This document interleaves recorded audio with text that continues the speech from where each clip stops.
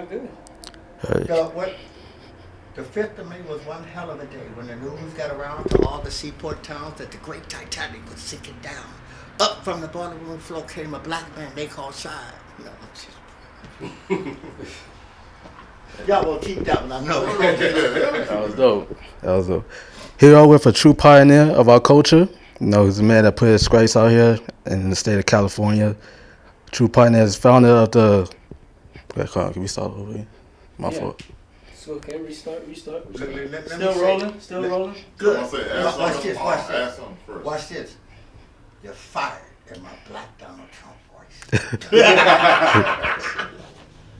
Y'all gotta laugh. Come on. Well, before you say that though, what you about to say? Cause I want to make sure it's accurate. Now I'm about to introduce him like as a true pioneer, of our culture. A man that put his stripes out here in the streets.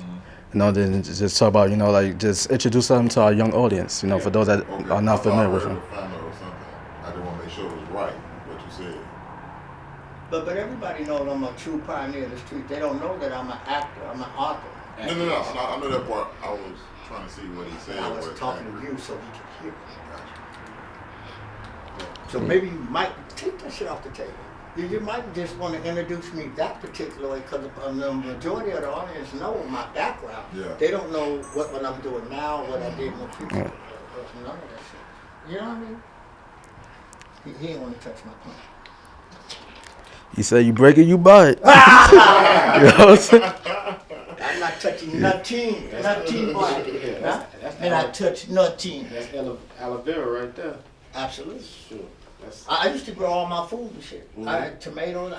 That killed everything.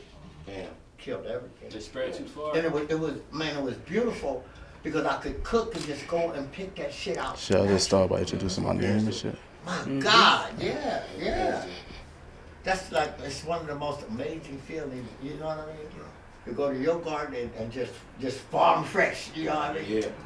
Yeah. I thought, I'm the man. That bug say, no you're not, you silly human. Okay. All right, we ready? All right. What's going on, TUC family? This is Liddell, the fashionista, representing the only culture that's true urban culture. We're here today with Mr. T. Rodgers, a man that put his stamps in these streets, founder of the Sidewalk University, and I just want to introduce him to our young audience. So, by all means, Mr. T. Rodgers, tell our audience about yourself, how you got started, and where you're at today. Well, Adele, you know I've been to prison, but I ain't been to prison for telling. You might want to just ask me a question. No, I just want to all right. It's all good. Yeah, so No, that was funny. Come on. I ain't gonna. Hold on. I just gotta get it Do off. it again. I just gotta get it off. All right. I'm a little nervous. This is my first time. This is my first video interview, so I'm just trying to get everything right. Don't be nervous. Look, go back to when we was at Chicken and Waffles and just having fun. Yeah. No, but I'm not doing that so much to get sympathy or whatnot. Just it's good to acknowledge it. You know what I'm saying? Just put it out there. All right, cool. This is what I'm feeling. Some of that goddamn chicken with me. Put a piece of chicken in his hand. Let's do rounders. Maybe if you would have smoked some weed, he'd be more relaxed. Can I get some water though? Some water? They would get high and I'd get fucked up shots. We can go back there. Go ahead and answer the interview question. We can go back there. yeah, so go to your reference. We have a question that we're gonna have ask him about. Let's go ahead into the natural disaster question. Yeah, because we can always go back to that and record it. Exactly. So the intro, the style of interview is not gonna be on the spot. It's chopped up. So everything can basically, all the mess ups get covered up and stuff like that. It's not a super smooth one. If you want to re-say something, we can go back, run it again, say it again. That's what the police said. I'm not police. All right, so let's just start off by asking, because I know he already wrote down a good question. You get involved with natural disaster relief efforts at all, with helping out people getting ready for natural disasters in the hood and stuff like that? Do you put people up on stuff like that? Jim Brown would say, funny you should ask that question. A mentor of mine. Of course I do. Self, my nonprofit, Self, Survival Education for Life and Family, is about survival. It's about survival. And the non-traditional leaders, street organizations, if they would take that energy, and they got a lot of energy, they take that energy to build as opposed to destroy. So many brothers say, I run from this block to this block to that, to that, to that. I control this whole hood. Okay, fine. What do you do in a natural disaster? And turn every one of them into Scooby-Doo. They don't know what's a natural disaster. But then you don't run nothing but your mouth and your shoes. Then once we get into the conversation about what a natural disaster is, when you live in Louisiana, why would you buy a bucket, put a radio on it, and 28, 30-inch rims when you should have bought a damn boat? You're surrounded by water. Why would you spend that trap house money, that penitentiary money on a rolling radio instead of buying a boat? Common sense. But then again, common sense don't grow in everybody's garden. The training for survival, it encompasses all of that. Natural disaster, crises. The program itself is about human crisis and crisis intervention. Gangs are just a symptom of the bigger problem. It's just a symptom. The foundation of all of that, the illicit sex, the stripping, the tripping, it's all on the platform of mental health. When we start to deal with mental health, we start dealing with all of those problems across the board. In the interim of that, if I share with people what I know about how to survive in almost any given situation, then I've done my job. Then I've done my job. So if we had time and we picked a scenario, I could probably talk you through how to survive that scenario. A lot of people just talk. I've had people in my class that actually said, I'm just going to die here. I'm going to die. The thinking process just turns off when they're faced with that crisis right there, when they're on the battlefield right there. I'm just going to die. No, you're not. Not when you're around me. One man in, two men out. That's the philosophy. That's the ideology. If we came together, we all going to leave together. I'm not going to leave you behind. You know what I mean? Even if I have to take you and drag you by your hand. You know what I mean? If I got to do the fireman's carry to get you up out of there until you can get on your feet. You know what I mean? It's just, each one teach one, and it's not a saying. It is a way of life. You know what I mean? I want for my brother what I want for myself. It's not just a saying. It is a way of life. People talk that talk. Very few walk that walk. You follow what I'm saying? So when we deal with natural disasters and all of that, when I hear people come from their pave, their pride, their hubris, their arrogance, their vanity, and their ego, you run all this, right? Yeah, I do. Well, them guns, that dope, them girls, that car, ain't gonna do nothing in a natural disaster. That car don't float. It ain't gonna fight no fire. If an earthquake come, it's going into the crack with everybody else. I mean crack house. You follow what I'm saying? So it provokes thought on a whole different level. You a boss? Well, but then boss Mother Nature. Call her a bitch. I dare you.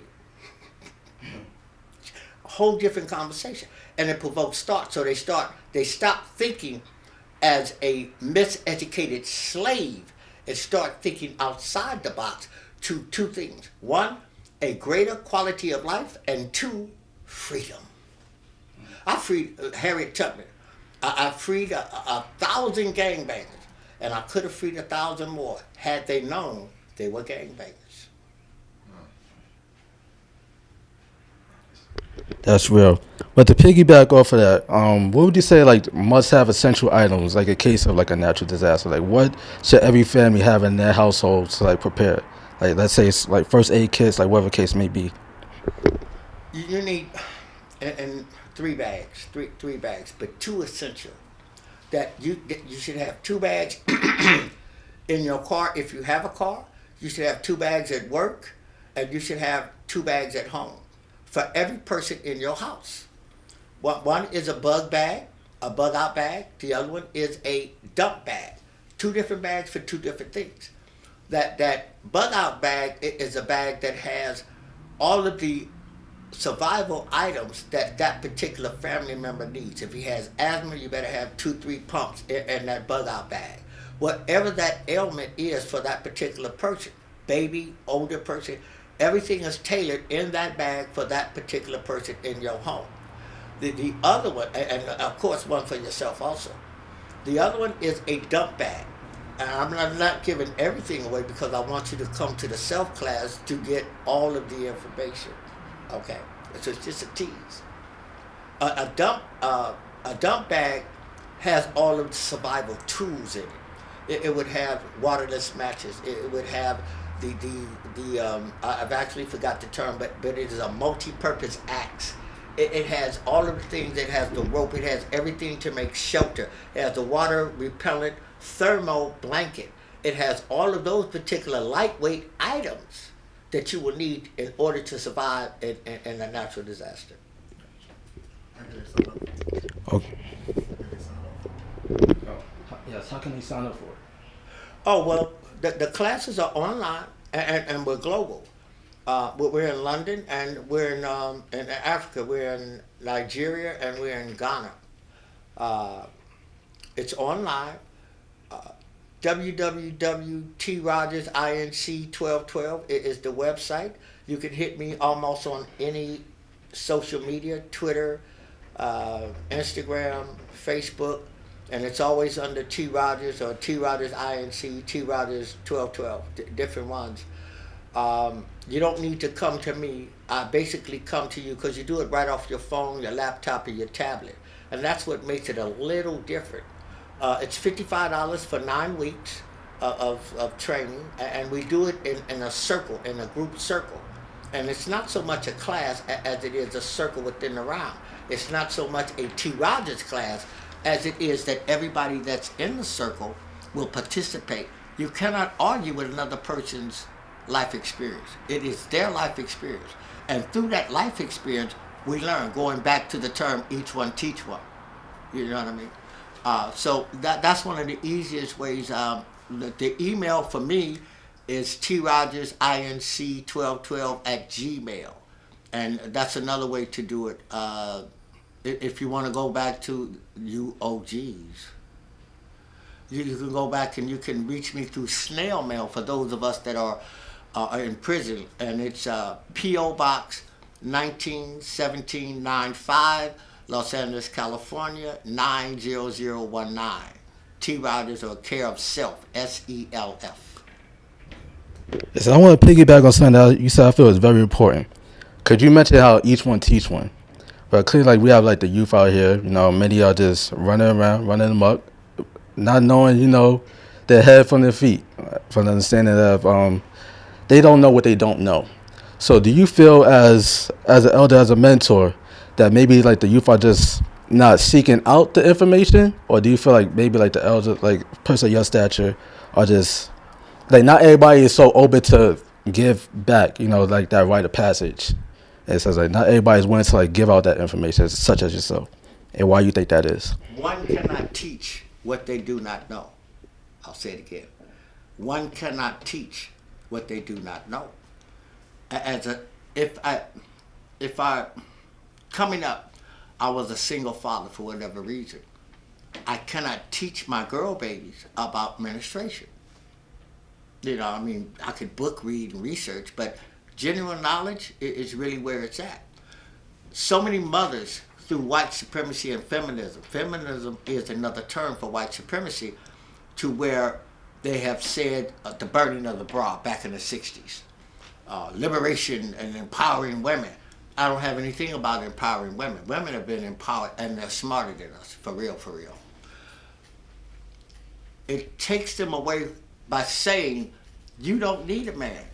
You don't need a man. And yes, you do. Clearly you do. Clearly you need a man, you need a man that comes along with that particular part of the body. You need a man.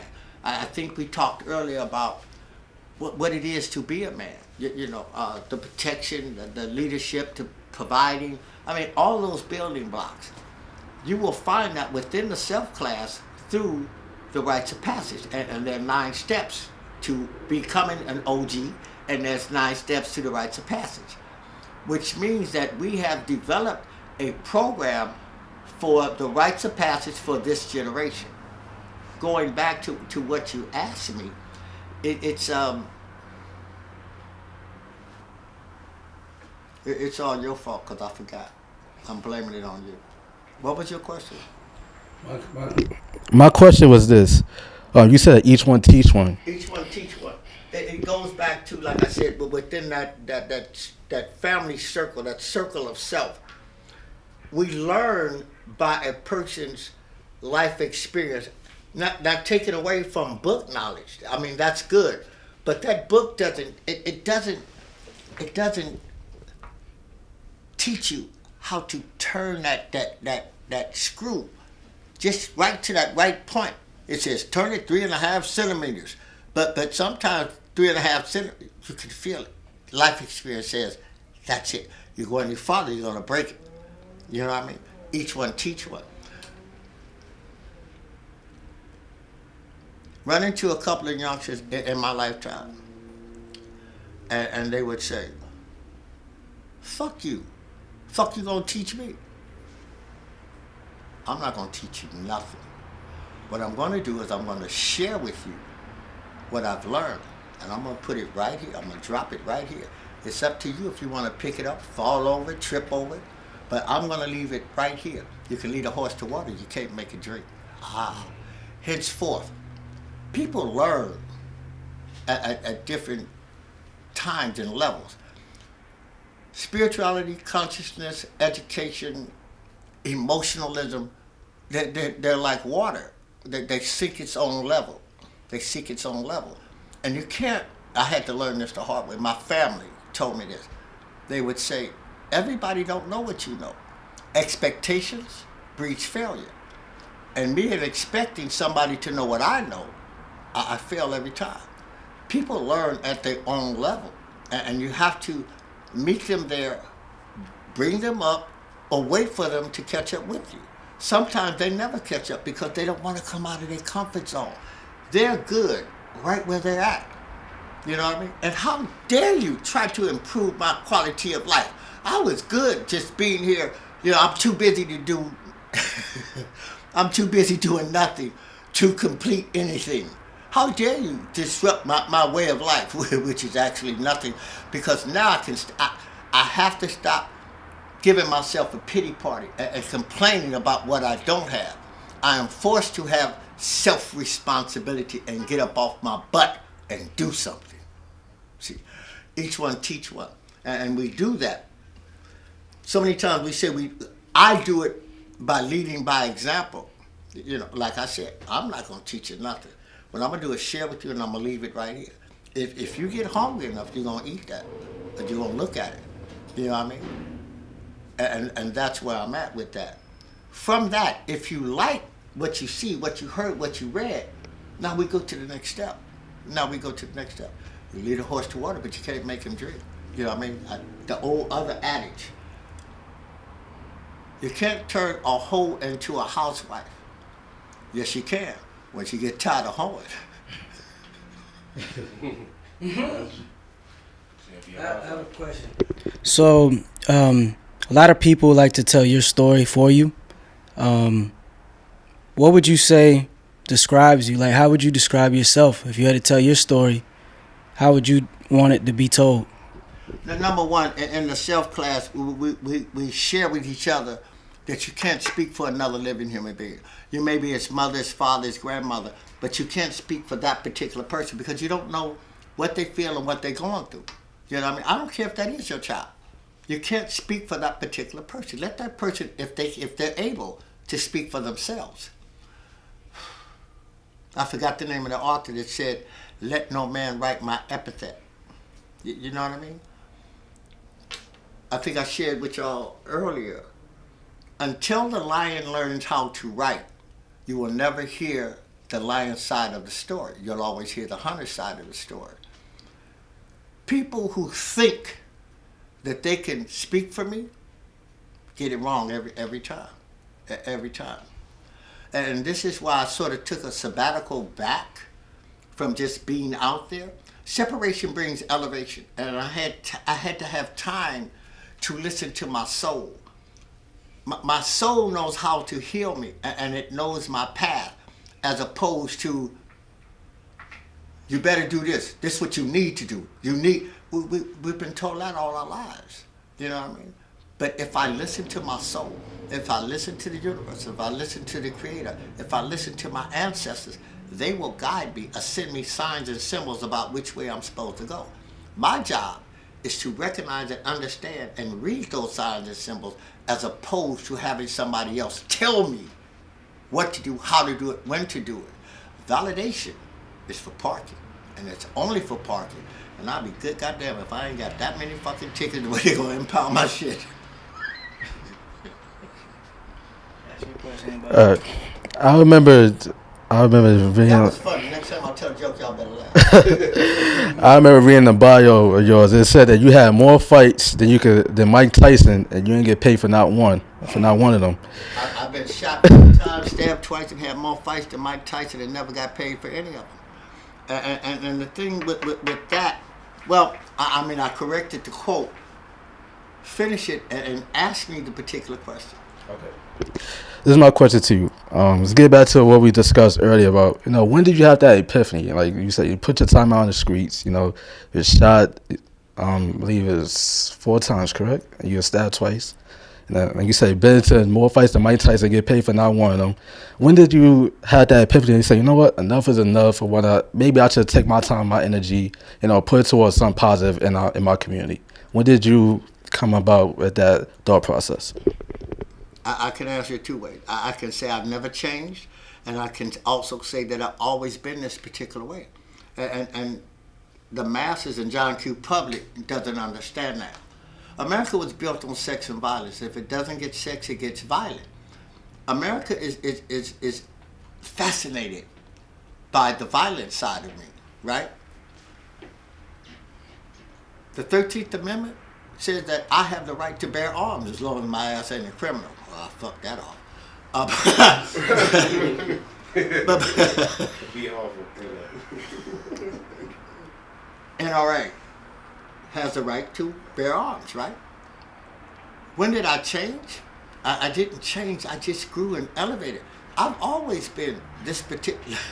I've always been a little ahead of my time. I've always had the ability to think and think clearly and convincingly in any given situation. A man who can think, a man who acts wisely, the masses are afraid of, because I just have the ability to think. You know what I mean? So it wasn't so much as me changing or having an epiphany. It was that real bad boys move in silence. And what I've done in my lifetime, a lot of people don't even know. There's buildings in my community that I helped build. I was a labor foreman. It's so much that has been done over this 30, 40 years of work that I don't brag about. You know what I mean? And because I don't go, woohoo, look at me, look what I can do, John Q. Public doesn't know that. Maybe that's my publicist's job. Damn, I ain't got a publicist. You know what I mean? But if I go downtown and I take a camera with me and I start feeding the homeless, the question is, am I doing this out of the kindness of my heart, or am I doing this for quote unquote clout? You know what I mean? So a lot of the work that I put in, it doesn't go noticed, and then some will take the credit for it, and that's fine. That's fine. You know what I mean? The thing is that mission got completed. You know what I mean? I don't. Sometimes I don't look for those accolades. You know what I mean? It just needed to be done, and I did it, and I didn't want anything in return. It just got done. The humility, because there was a need to do it. You know what I mean? So I've kind of lived my life that particular way. of always, I hate these fucking cliches, being for the underdog, you know. People ask me, 12, 16 years old, how can you control 500 people? How can you be in control of 5 schools, campuses? How can you be in control of 5 parks? And it was the empathy, it was the compassion of leadership as opposed to the insensitivity of a dictatorship. To master the art of listening and hearing what the people want and need is the difference between being a boss and being a leader. Being a leader, you roll your sleeves up and you get in there with the people. Being a boss, you just, I need you to do this, and do that, do that, do that. There's a difference in that. There's a difference in that. We catch somebody, I hate talking about this. We catch somebody out of bounds with their mother, their girl, their child. He gets a pass. He gets a pass. When one does that, there's a balance in the universe. When one does that, that comes back to you. Because you may get caught with your girl, with your child, with your mother. And the universe said, well, you gave a pass, you get a pass. But if one has that attitude of nobody gets a pass or anybody killer, it's the wrong way. Live by the sword, you die by the sword. You know what I mean? And one, if one understands what you put out, you get back. A lot of this stupid stuff won't even happen. And it's about a warrior's creed. It's about a warrior's creed. You know what I mean? You treat your enemy with empathy like you want them to treat you. That's not saying that haven't been times when one says, kill them all. Well, one of the greatest quotes that I've ever read, I wish I went to school with it. What was this? You ready? How many of y'all want freedom? Raise your hand. Everybody raise their hand. How many of y'all would do anything for freedom? Everybody raise their hand. Everybody raise their hand. He said, how many of y'all will kill for freedom? Take one step forward. Only a few took a step forward. He said, now turn around and kill everything in front of you. Huh? What? What? That's the difference. That's the difference in leadership. I will fight with you. I won't fight for you. That's the difference in leadership. That's the difference in being a warrior versus being a coward. You know what I mean? I'm going to ride with you, homie, until the wheels fall off, right or wrong. There's something wrong with that. Both of y'all going to jail. There has to be a point of what is right, what is wrong, the code. There's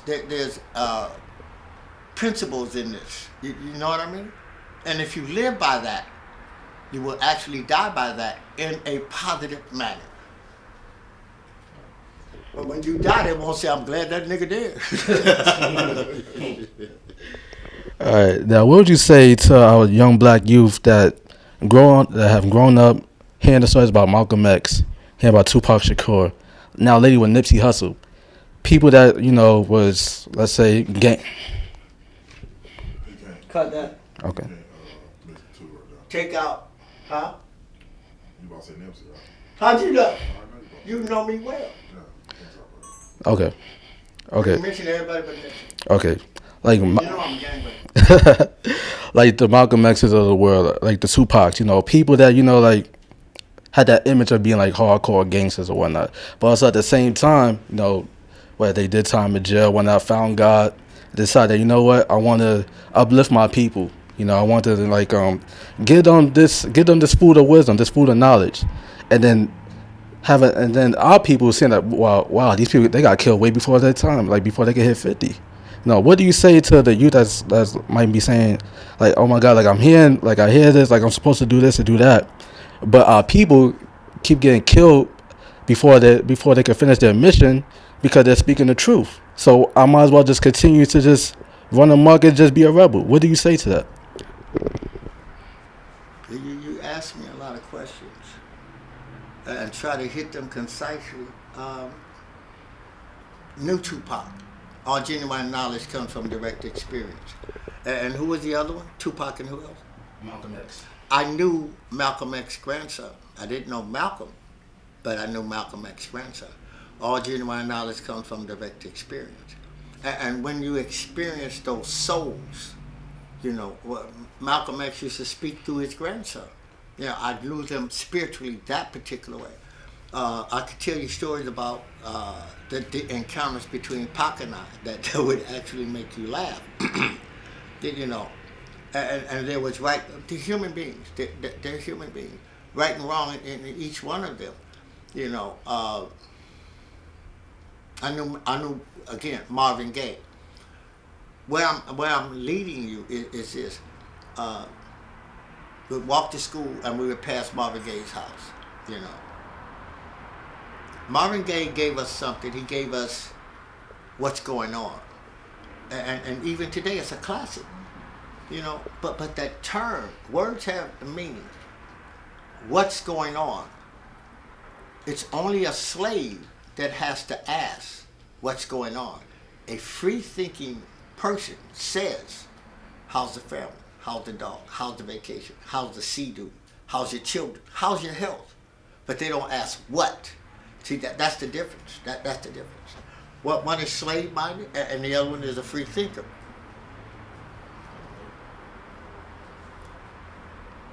The youth itself, I listen first. That's the thing. I don't come in and, I don't do that. But my thing is to come in and see them, greet them where they're at. You know what I mean? I listen first. Because in America, they're told children are to be heard, children are to be seen and not heard.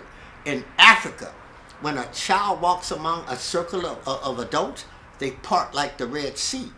Because Africans know that that child is the future. In America, we don't do that. Somebody said something about pedophilia? Somebody said something about... I'll go off subject. Because they have statues on the Catholic Church of, it's in stone. Look at the Catholic Church. Look at pictures of the Catholic Church. Without me committing blasphemy. In African spirituality, that there is no devil. However, I do believe that for every woman that goes to hell, she drags 7 souls with her. So if your woman is your hell, then clearly she is the devil. That's what I would probably say to young people. The thing is this, validation is for parking, once again. And in your journey to success, success is not a destination. Success is a journey. And on that journey, you'll find by gathering life experience what fits for you and what doesn't fit for you, regardless to what everybody else is doing around you. Case in point, I'll give you $100,000, you wear a dress. Well, you got morals and principles. But for a young person, male or female, or even trisexual, I said tri, not bi, trisexual, they'll try anything sexual at least 3 times. Trisexual, $100,000 is it's a fortune. You know what I mean? Yeah, I'll do it. Yeah, I'll do it. They sold. So, and then there is no guidance of what not to do and what to do. There is no rites of passage, so to speak, to say that you are a man or a woman. And some African cultures, it takes 45 years for you to complete the rites of passage in some tribes. I won't ask you to do it for 45 years, but I will say this. You should not have a baby until after 30 years old, because when you're 30, you start to move away from folly and all that BS and going out and, I mean, girl, I got 3 babies. Well, no, I got 4. No, I got 4 babies, but I can still go out and party. Huh? What? Yeah. Well, who's watching the kids? You left your kids with a pedophile? Oh, okay, I'll stop. I'll stop. Did you have another question? Yes, sir.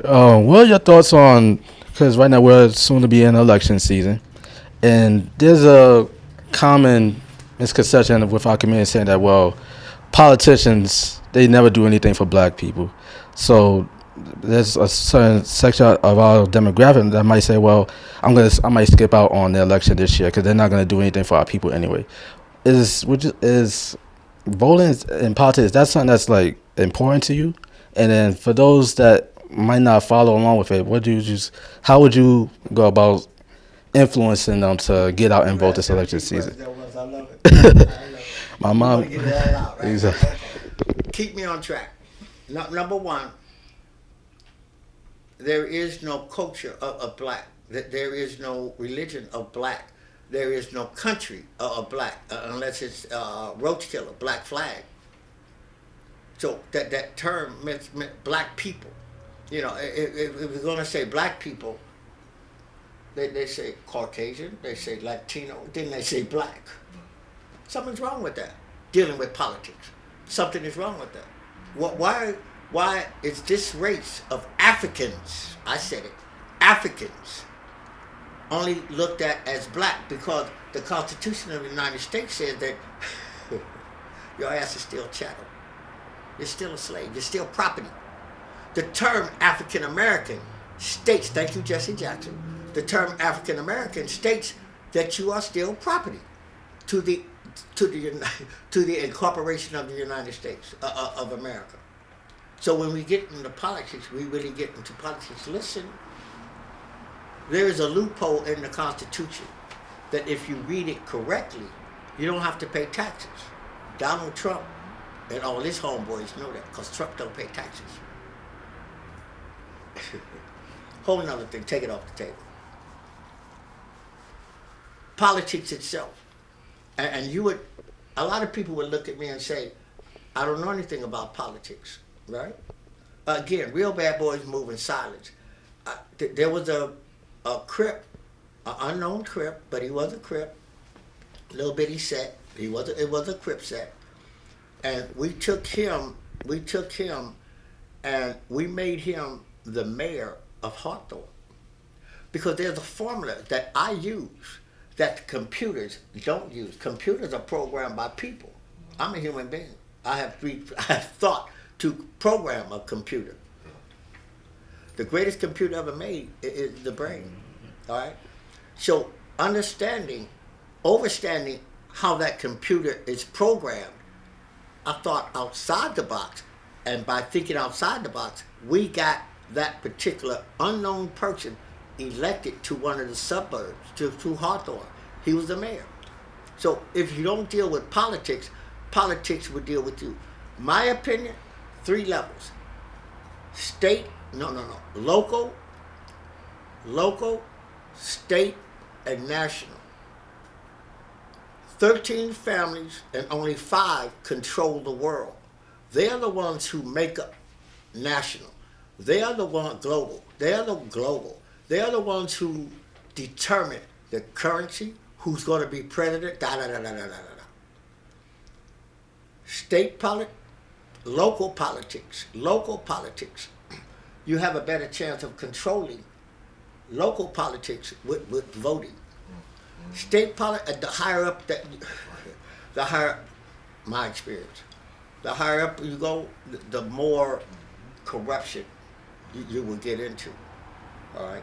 Again, nobody can argue with me because this is my life experience. I was there behind those closed door sessions when they stick them long brown round things in there. No.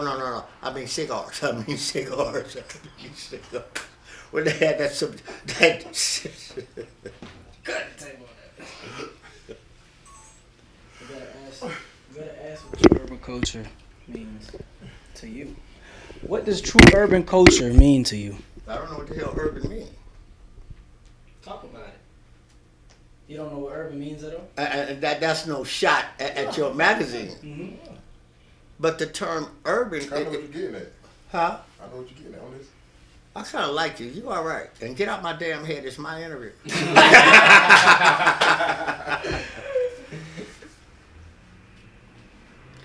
Words have, we ready? Yeah. Words have meaning. Slums, ghetto, and we move up to urban, all right, which is a politically correct term. That's the first thing that I want to establish is what do those particular words mean? So re-ask me that question one more time about urban. How would you ask him? Oh, that's that was. How I would ask that question is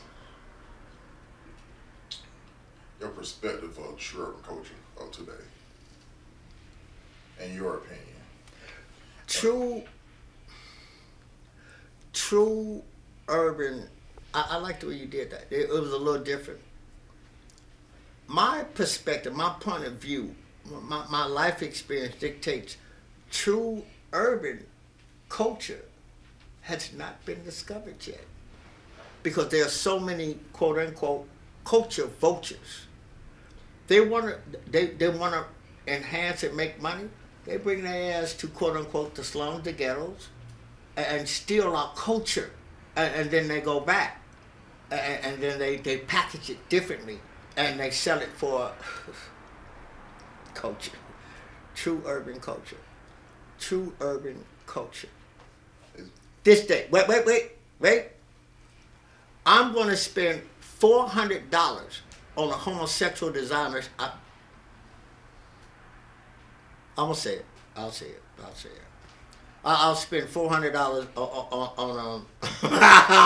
on a designer shirt when I could spend $45 at the tailor shop, have a shirt custom fit for me, monogram with my name on it.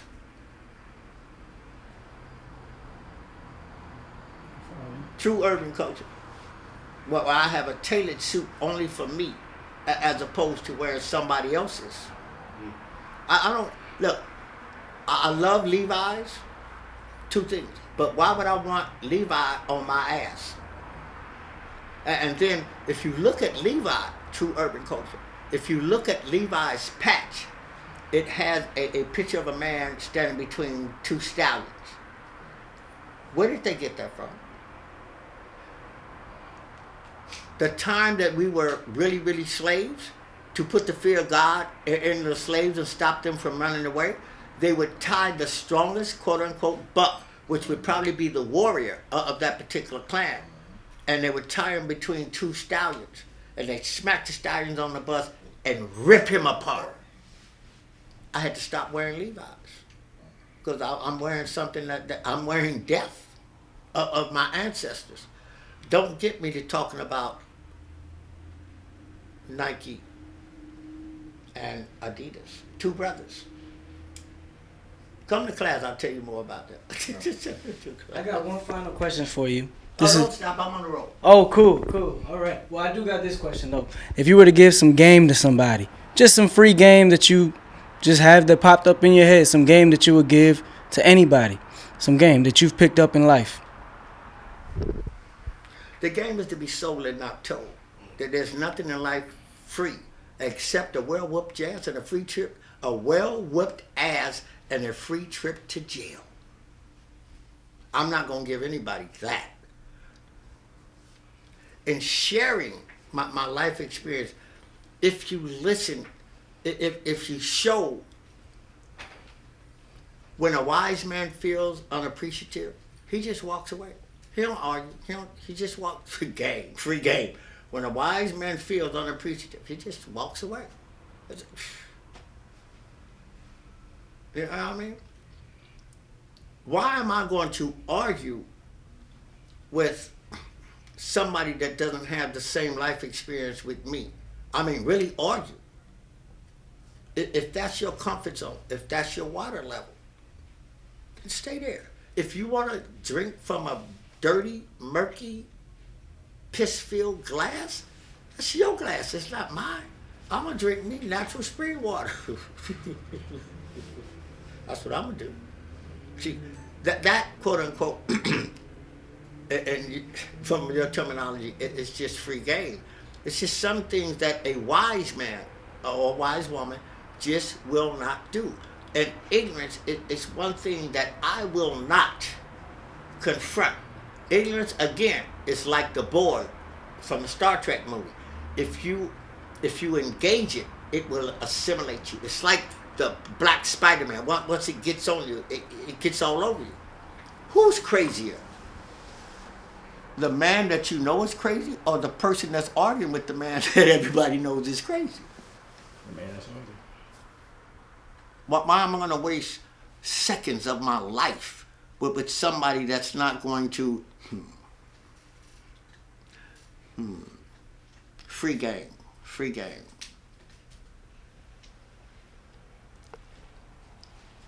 Real niggas, boss bitches, trap kings, trap queens, strippers, dippers, trippers, do not accept instructions from an African,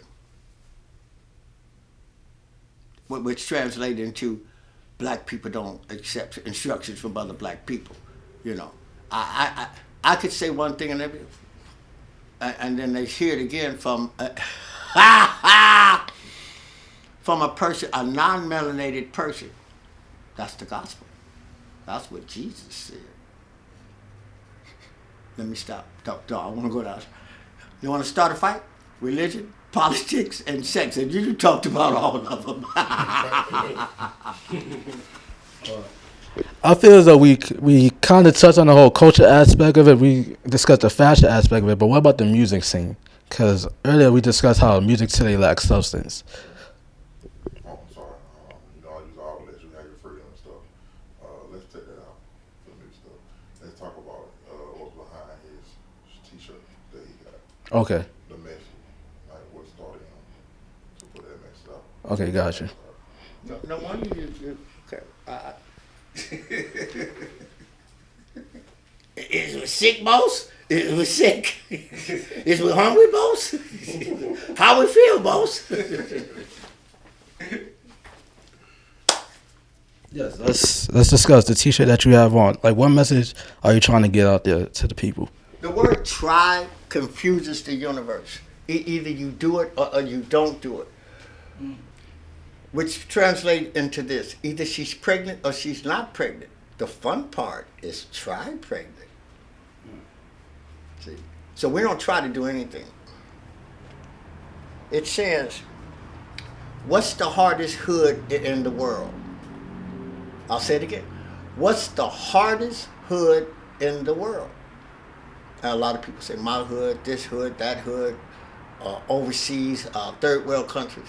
The hardest hood in the world is parenthood. They tried to write many books on parenthood, but each child is different. Each child has its own personality, you know, and you have to raise that child according to that personality. If it has a mental defect, a learning defect, if it's been molested as a child, just raising a child, there's really no book on that. And I've graduated from 3 parenting classes, and the last parenting class that I graduated was taught by a black woman. I learned so much from her. My God. You know what I mean? So the T-shirt is sort of in honor of her, you know, and then it goes back to, you know, a lot of the homies. I run this block, I run it. You don't run nothing but your mouth and your shoes. Because now I'm asking you, what's the hardest hood in the world? My hood, my hood. No, that tells me that you're not a real parent. Because you know, as a parent, the hardest hood in the world is truly parenthood. I.e., I come in from the club 3, 4 o'clock in the morning, and I don't wake my girl, I change the baby's diapers. Soon as that air, I get blessed by my baby. Tailored suit and all, half drunk. I'm a gangster. What I'm gonna do, beat my child up? No, you're a father. You're not a gangster. And that humbles you. That humbles you. Because anybody else, you would have shot, beat up. But that's your baby. It's a whole different thing.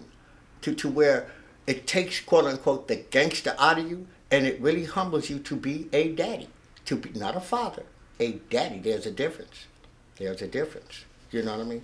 So it's that type of design that I like to do clothing with the message in mind, as opposed to just having something on that somebody wears or something like that. You know, if it gives a statement that provokes thought to the reader and even to the wearer, then I've done my job. I've done my job. You know. I would kind of like to follow up on parenthood, because dealing with the time that we're living in today. Now, granted, like you already had your children and whatnot, but do you feel like it's harder to be a parent now? When I had my children, what? Now my girlfriend 19 years old now. Yes, but do you feel like it's hard to be a parent in today's generation? I'm not dealing with your foolishness.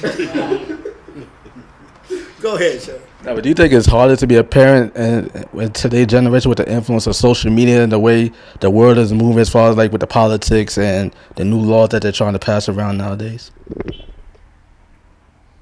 Like, how do you stay grounded as a parent as far like you want your child to be raised a certain way, but you have outside influences kind of speaking to the contrary?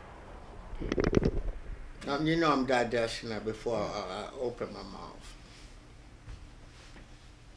Call the family meeting, and in that family free game. Call the family meeting, and in that family meeting there are rules, and within them rules, everybody in the family that can articulate has the right to say whatever they want to say, right or wrong, without reprisal. And by empowering empowering my children that way, not to say that they are outspoken, but it's to say that they don't have to meet the approval of anybody else. See, that's one. Me, one of my first role models was my mother. I grew up in a single parent home, right? So that is a learned response that is passed down to my children. If the mother of that family structure is a toxic mother, she's worse than an absent father, because her hatred, her misery, her pain will be transferred into the children. And what she does with the men that she allows to come into her home sets an example for the children. If they communicate by yelling, the child learns that to communicate by yelling. If they communicate by being physical, beating each other up, then the child learns, or the child accepts that you don't love me because you don't hit me. Henceforth breeds a whole nother generation of whores or toxic women. You don't love me because you don't hit me. And they go out their way to do insulting, disrespectful things to have you to put your hands on them, and then they tell the slave catchers, he hit me. It's a vicious, vicious cycle. When a wise man feels unappreciative, he just walks away. Baby, I love you. Yes, I do. But I don't love your soul. So there's a difference between lust and love. And a lot of us don't know how to listen. A lot of us don't know how to love ourselves. And one who doesn't love him or herself cannot love you. Cut, Cameron. Cut. No, I'm saying it's good. No, we cut here. Okay. Yeah, is yours overheating? The camera? Okay. We gotta know. I really feel like we gotta know. I think we good. Just No, I'm gonna go back and talk about the rap, unless you don't want me to. Oh no, we I didn't talk about half the goddamn sponsors anyway. No, I don't care about that. I feel like other medias don't touch that with you already. No. not about the rappers. No. They haven't? No, this interview would actually get into depth about how I feel about today's rap. Okay. But no, you're right on time. Yeah. I mean, I touched on it, but I haven't really dug in. because y'all let me just express myself. Yeah. What other interviews they want to hit certain points, so they cut me off. No, You we know. ain't doing that. But at this point, I would like to address a couple. Okay, do it. Can we do a 5 to 10 minute? Yeah. 5 to 10 minutes break. Because the cameras got to cool down. They're getting too hot, so it's going to shut off in the middle of you talking. So I want to make sure that doesn't No, happen. but this is a hot topic. Exactly. It's too hot. Y'all want some water? Yes, please. Open that door.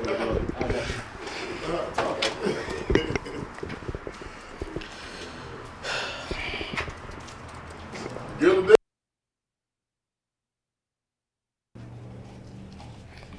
Test one. Mic check, mic check. Good check.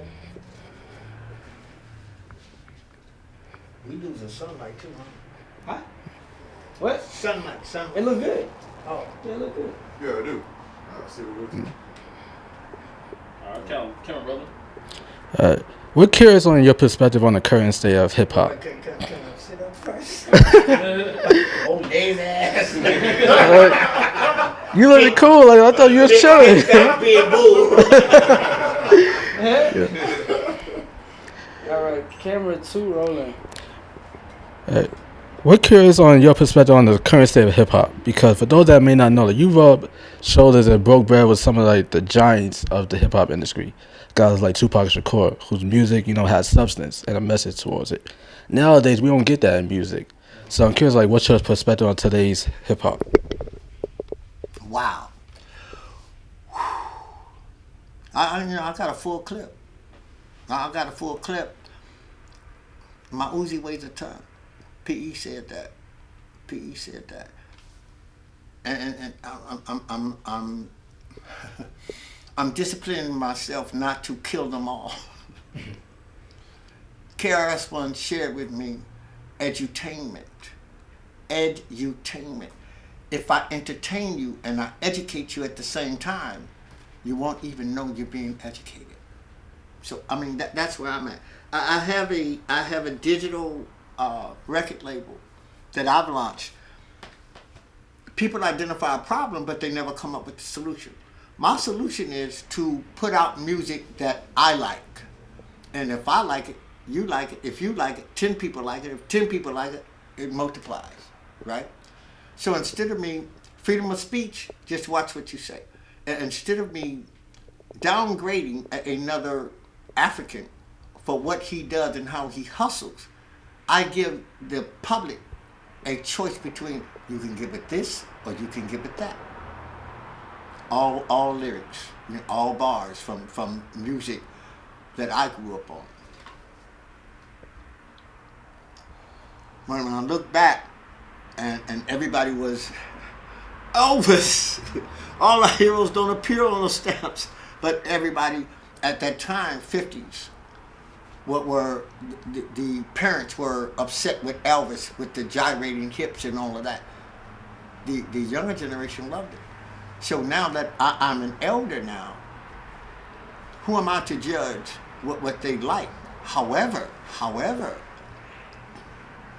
when they become parents, would they allow their children to listen to music, lyrics behind a booming beat? There is something that happens in the mind, and I won't give it away. There's something that happens to the eardrums in the mind after so many megahertz. It changes the way, the brain waves. They understand this science. And when that happens, question. During that era of that pro-black radical mix, PE, Public Enemy, Queen Latifah, MC Light, Poor Righteous Teachers. Through that era of really doing pro-black radical mix and conscious music that everybody vibed to, the energy was different. How did the music industry turn it upside down? Because at first, they were trying to go against the Constitution. Freedom of speech, just watch what you say. Uncle Luke. And they tried to ban Uncle Luke for what he did. Didn't work because of the Constitution. they went back to the drawing board and they say, how can we offset this?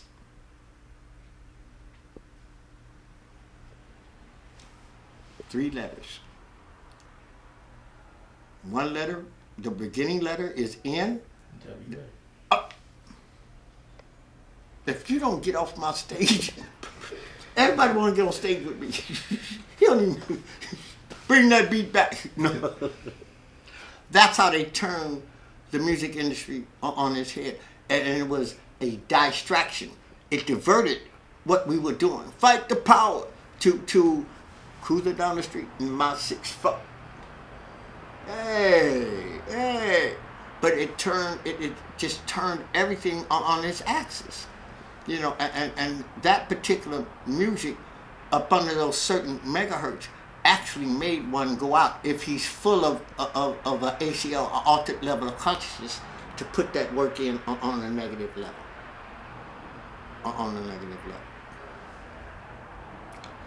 The state of rap music now, I don't really want to be condescending, but a speaker of truth has no friends and seldom lovers. So if we deal with Snitch 9, did that come out my mouth? Oh, it did? Well, I'll keep it. I won't retract it. For him to get paid for being a rata, a snitch, it sends a message to young America that it's all right. How can one become a rapper and then try to buy his gangster? Backwards. It don't work like that. If you are a gangster that got into rapping, you're trying to buy a better quality of life. So now I'm gonna make all my grandchildren mad. At least the boy babies. I wonder how much trouble I can get into. Mumble rap, drill rap, trap rap, it's just what it is. It traps you. It traps your mentality, your growth. It stagnates your elevation. Trap music. It is exactly what it is. As we change it from crack house to trap house, it traps you. Why would I want to be trapped in a house? To where the police come in and raid the house, take you, the drugs, and then when you go to jail, look, man, I ain't no snitch, but I'm gonna tell you the truth. Look, I was there, but I did. You just admitted to a crime. You gonna let me go home, right? You gonna let me go home, right? Yeah, we'll give you a lesser sentence, but you still gotta go to jail. You know what I mean? Well, look. JoJo, Lil Man, Juju, Insane, go. You know what? I bet y'all didn't know that Insane's mom, Juju's grandmama. But I'm not gonna snitch. I'm gonna tell you the truth. Telling the truth about a crime is snitching. Hell wrong with you? Fuck out of here. It's snitching.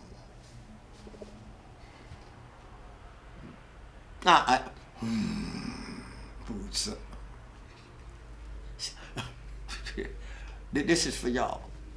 Flip my head. It's really snitching. The state of you take a kid, I don't care where he's from, and the gutter, the dirt, the curb, and you offer him $50,000. He ain't had over 500. Of course he gonna jump on that. That's fuck you money. You know, 100,000. If I sign a contract with you and I take 100,000 advancement, I've got to make that record label back at least 3 times that, 300,000. You know what I mean? I sign my soul away. Not only do I sign my soul away, but I sign my whole away. I think somebody said something about the Illuminati. Oh, I got swag.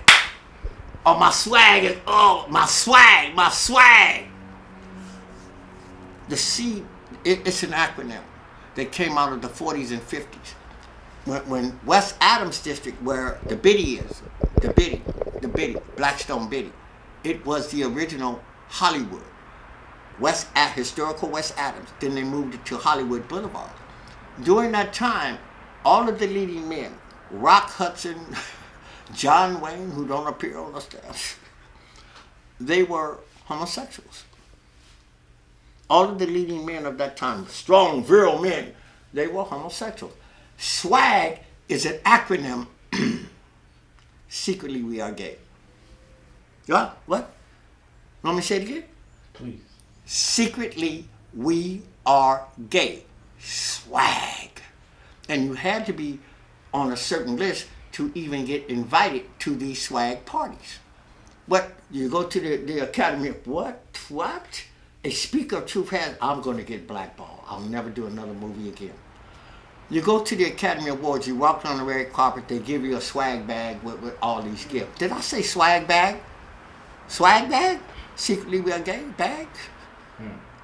Look, what I need you to do, I need you to put on this dress. Keep your rap, keep your lyric. We're going to take artistic license and we want you to change that lyric to where I'm wearing your balls around my neck like click clacks. I'll give you an extra 50,000. That's what goes on behind the scenes. Some of the rappers are coming out now and actually saying that, Hollywood and rapping ain't what it's really about. Now here's the other thing. Going across the nation with these younger rappers who don't live by the code, it's just courtesy. And a friend of ours, a mutual friend of ours, paid me one of the greatest honors and respect I could ever got paid. As soon as he found out he was coming to LA, he picked up the phone. He said, I cannot come to LA without paying homage to you and seeing and meeting you and sitting down with you. That's protocol. That's respect. I wouldn't come to his town without checking in. What? Did I say checking in? Without checking in with him and letting him know it's respect. It's a matter of respect.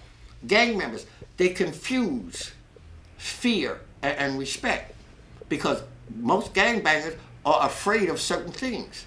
He disrespected me. No, because your ass is afraid. When they get blasted, tattooed, heavily tattooed, shit's just scary stickers.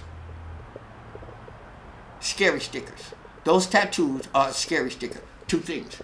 When I see somebody that is heavily tattooed and their body language don't match their tattoos, scary stickers. You're hiding behind those tattoos. Two, being heavily tattooed, some people call it art, and it is to some well-balanced, well mentally balanced person. It is art. But for the multitudes, it is a sign of mental illness. With women, it is a sign of them being molested. A boy baby goes to prison, has no tattoos, and then when he gets out, he's heavily tattooed. What the hell do you think that tells me? He says, hey, little homie, where you from? Oh, you from my set. Come on in here. No, I just got you. Too short. I got you. I heard that over and over and over all day. I got you. Come on in here. Roll it up. Come on in here. That night when the doors racked and the lights went out, he got him. Beep, beep, peek, peek, peek, peek, peek. Oh, he got him. What that boy say? I like you and I want you. We can do this the easy way. Too short. No, for real. Living experience. I mean, me, not me, but I've earned my rep with my hands. You know what I mean? I'm eager to compete with the bangers on the street because I've earned. It's a matter of respect. But those who come into the game and don't know, they get taken off. They become punk's pussy. We were talking about rappers, but I gotta say this. Some of the hardest gangs in prison are not your traditional gangs. They're not the traditional gangs. You know what they are? They're the homosexual gangs. GBG, Gay Boy Gangsters, Tucci. They have to be more violent and vicious than the traditional gangs because they got to keep them boys up off of them. And then they get moved to PC, Punk City, Protective Custody, blah, blah, blah, blah, blah. 75% now, about 75% of all California homosexual and gay. They're convicts, not inmates. Certain convicts do not want to be transferred to certain level prisons because they know that prison to be a PC prison. It's about code and honor and respect. Now, let's get back to the rappers. Because when you're in prison, it depends on who you wrap your lips around.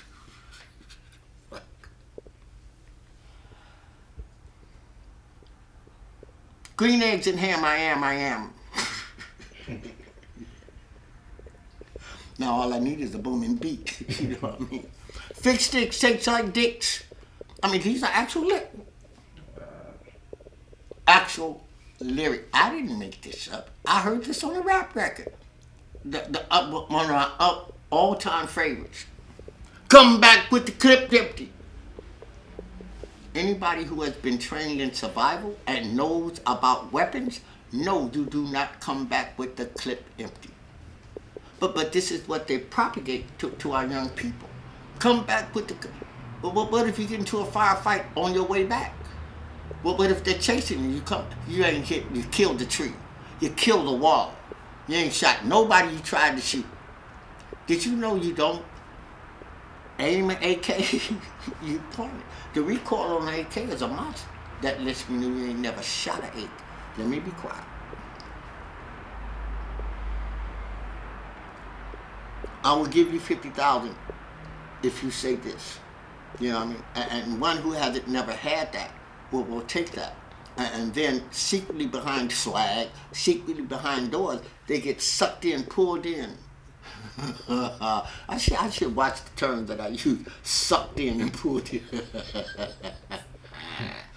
and to that whole quote unquote Illuminati thing or whatever they call, I don't know. Well, I don't know. But so many other rappers say, wait a minute, that ain't what, no, it ain't.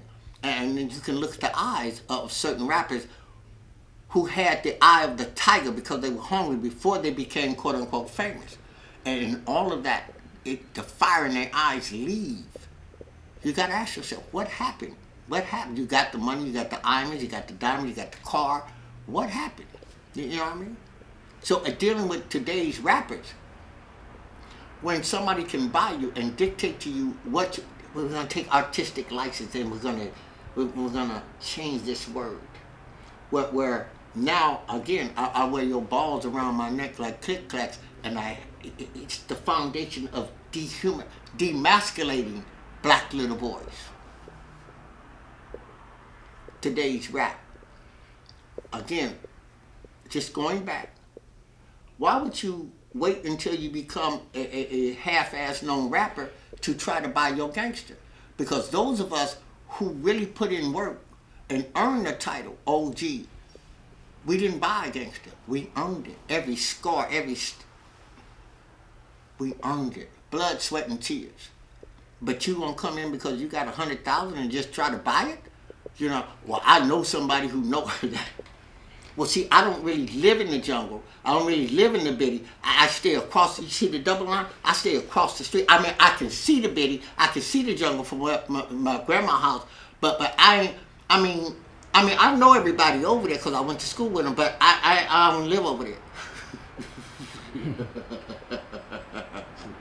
You know. But we throwing a party, and all y'all can come.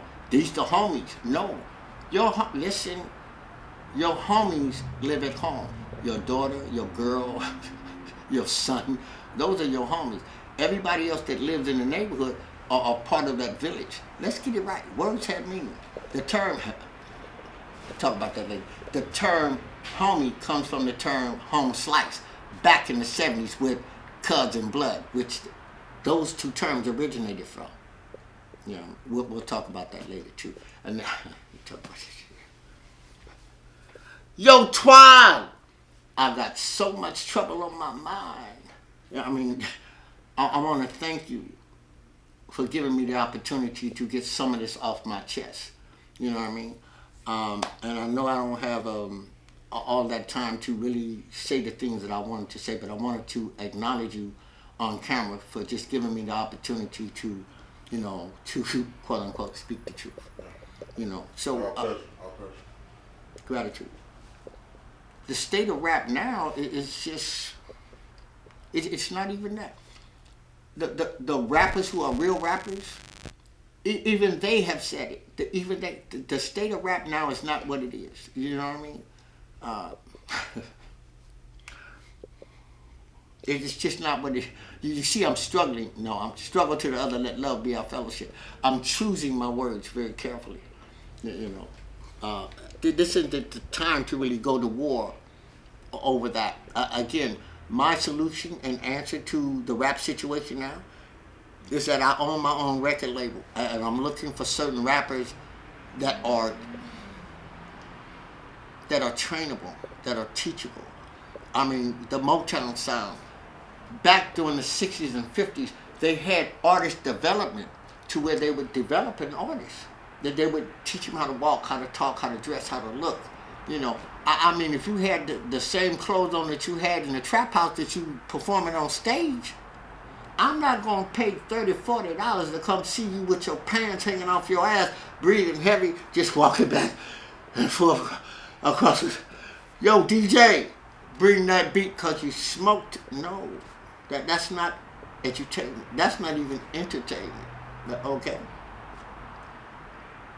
The state of rap now, it's just watered down. It's so diluted. It's just, you know what? Perhaps we'll do a part 2 of this when I can really share with you what I know. Yeah. I don't talk about things that I believe, and I don't read things. What comes out of my mouth is from my own life experience. Yeah. You know what I mean? Okay. A speaker of truth has no friends that seldom lovers. So what comes out of my mouth is 99.9% of the time is from my own experience. You know what I mean? Now, one more time, for those artists that do have that subject, how can they reach out to you to work with you? I do have a management team. I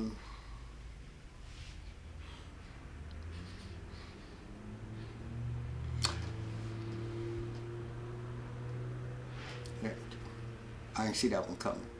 Okay. I have a question about the checking in thing. So how does somebody check in? How does somebody check in? Bruh, I ain't hard to find. My number's written on the bathroom wall for a good time called T. Rodgers. No, but seriously, I mean, it's the answer to both questions. I'm not hard to find. If you really want to check, and they do, they will find me to check in. You know what I mean? But I got to do it over again. Maybe I can get y'all to just put up all my information. Huh? Yeah, we can do all that. Yeah. We'll put in all of them, Yeah.